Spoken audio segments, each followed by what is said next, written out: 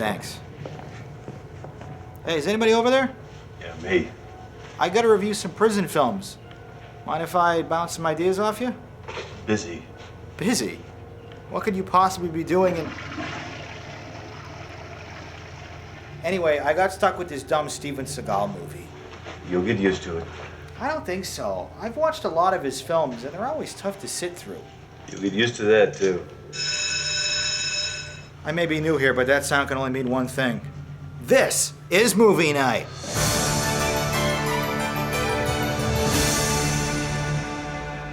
Welcome to The Rock, and to Movie Night. My name is Jonathan Paula, coming to you from Cell Block D here on Alcatraz, and as if our setting wasn't obvious enough, tonight we'll be taking another look at prison films, specifically movies on or about Alcatraz.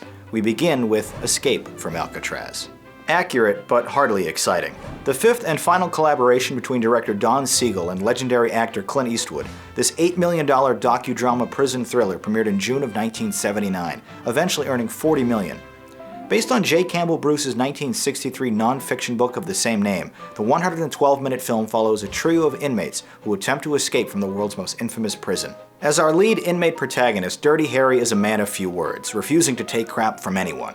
His trademark stoic and quiet demeanor fits the depressing and monotonous tone of prison life well. As fellow hardened criminals, Jack Thurbo and Fred Ward are able to elicit true empathy from the audience with their believable performances. As the warden, Patrick McGowan has little room to expand on the villainous stereotypes associated with his position, coldly informing Eastwood upon his arrival to Alcatraz, "If you disobey the rules of society, they send you to prison. If you disobey the rules of the prison, they send you to us." Larry Hankin, Paul Benjamin, and Danny Glover in his film debut round out the rest of the supporting cast. Unfortunately, however, we never learn anything about these characters. Like most prison films, the script deals extensively with male bonding, but the dialogue never goes deeper than superficialities or escape planning. I sleep lousy last night, but I sniffed the glue. It helps pass the nights. You afraid they'll shake down your cell?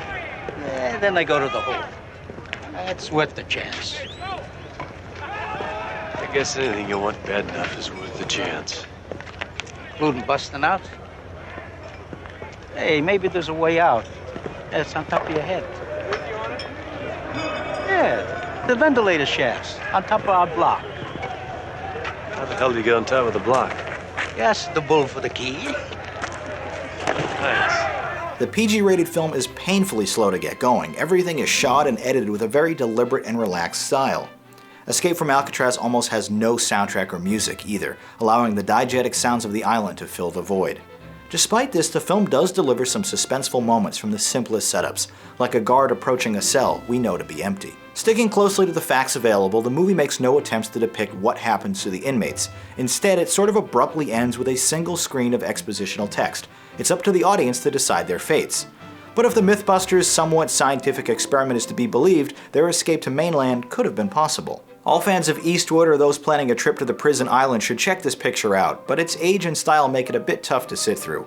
Escape from Alcatraz is a fascinating story that ultimately amounts to little more than a well-produced dramatization. Now let's read some of your thoughts.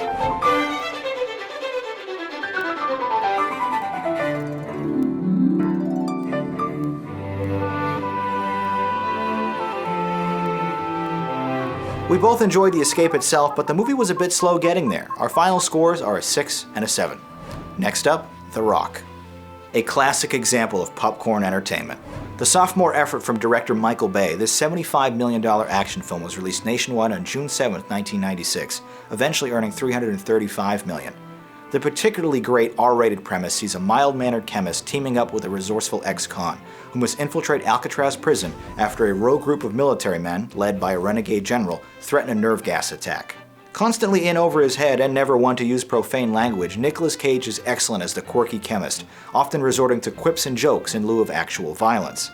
In a character that feels like a sort of spiritual successor to his portrayal of James Bond, Sean Connery is the patient but skilled MI6 operative. After 30 years of false imprisonment, he's recruited from jail to help the Fed sneak onto Alcatraz, as he's the only person to have successfully escaped from the prison facility decades earlier. When he's required to finally put his knowledge of the defunct prison to the test, the disbelief and amazement from his military companions is quite amusing. The idea is, Dillinger? Figured out soon we're sitting ducks. Room tight on time. You stand by the door until I open it. I'd like to know how you plan on accomplishing that. through here.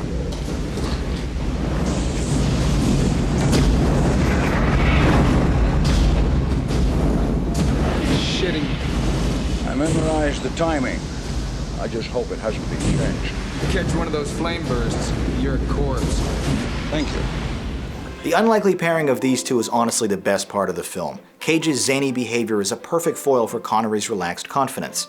The British ex-con chastises his younger counterpart on doing his best. Your best? Losers always whine about their best. Winners go home and bang the prom queen. After a quick beat and a sly grin, Nicolas responds, Carla was the prom queen. This isn't just a funny encapsulation of their relationship, but one of my all-time favorite exchanges in any action movie. Ed Harris is phenomenal as the, quote, bad guy, a disillusioned Marine general whose terrorist actions are only to secure reparations for his forgotten and fallen soldiers. It's honestly a perfectly understandable and, dare I say, noble position, a man willing to commit treason and risk his own life to help the families of his former troops. Which is why the government's handling and ultimate dismissal of his ransom request is so perplexing and frustrating. Before ordering a massive aerial kill strike on the entire island, the president gives an impassioned speech, seemingly to an empty Oval Office, about his impossible decision. But this only highlights the aforementioned plot hole. Harris only asked for $100 million. Why not just give him the money? The supporting cast is stacked with even more excellent talent. David Morse, William Forsythe, Michael Biehn, Xander Berkeley, and Philip Baker Hall. Of particular note, however, is John Spencer, who does fantastic work as a conflicted FBI director who reluctantly recruits Connery, Tony Todd, who has one of the best on-screen deaths ever, and John C. McGinley, whose unrealistic performance as an over-eager Marine makes him seem a bit miscast. A refreshing change of pace, however, is how Harris and his hired team of mercenaries are actually pretty smart, especially for your typical group of bad guys. When one of their patrols doesn't check in, they immediately dispatch teams to investigate, instead of sitting around and thinking about it. It's a small moment, but far too many action movies are propped up by dumb characters and even dumber writing. So despite some of its more implausible elements, The Rock thankfully doesn't disrespect the audience's intelligence with boneheaded developments. Early in his career, before he became the unfortunate punchline to armchair critics, Michael Bay exhibited some real skill and talent, especially in this action-packed adventure. Long lenses create ample depth of field, extreme close-ups are sprinkled in often, while spinning low-angle hero shots frame epic reactions. All of these techniques would later become staples of the director, but in 1996 they felt fresh and exciting. But the director's most well-known staple is his excessive habit of blowing stuff up, and true to form, he packs this feature with plenty of explosions, some as big as the island itself. And with the average shot lasting less than 3 seconds, the 136-minute movie really flies by. A trio of composers, including Hans Zimmer, bring some interesting and appropriate ideas to the soundtrack, utilizing synthesized themes and electric guitars. It feels reminiscent of the excellent score from the Rainbow Six video game that came out a couple years later. While this feature never quite breaks the mold, it definitely represents the best possible version of your stereotypical mid-90s action film. For a rewatchable thrill ride with plenty of excitement and memorable characters, look no further. The Rock is explosive fun that never takes itself too seriously. And here's what you said in the YouTube comments.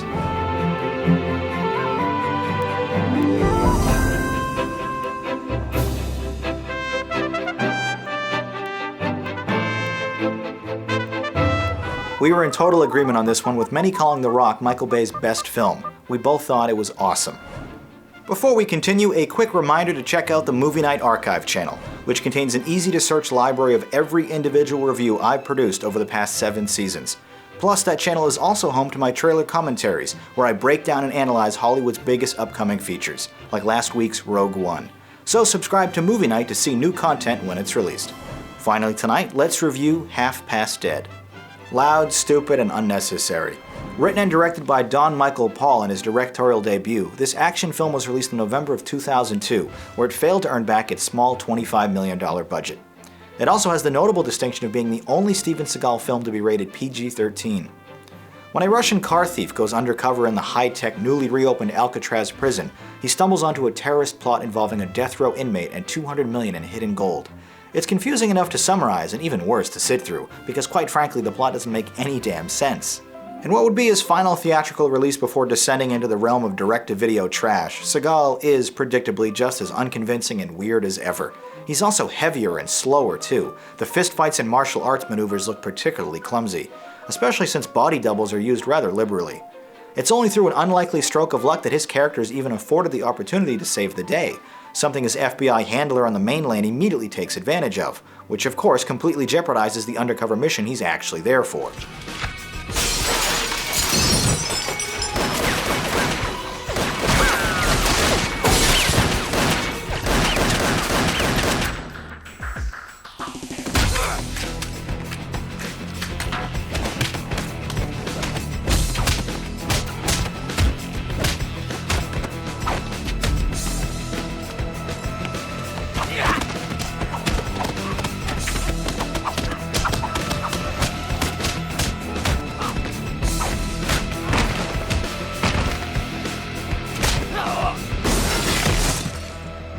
As his sidekick, rapper-turned-actor Ja Rule honestly has no business being in an action movie.